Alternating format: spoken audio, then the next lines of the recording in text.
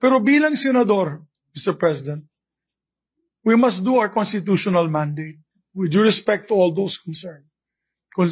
Mandato natin sa Constitution yan. At nang hindi natin gagawin yan, ay bugbog tayo sa mata ng publiko. So that's why I agree with the Minority Floor Leader. Whatever the outcome of the trial, you end up voting. For one, I think it is a weak case, but I will reserve my judgment until all the evidence is presented to us, and then we will make the proper vote when the time comes.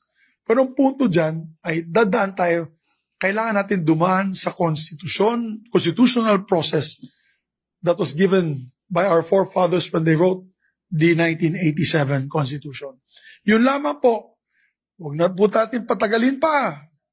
At sa tingin ko, isa pang tanong, ay pwede ba ito tumawid sa 20th Congress? Personally, I've said this to the media, personally, I think hindi siya pwedeng itawid sa 20th Congress.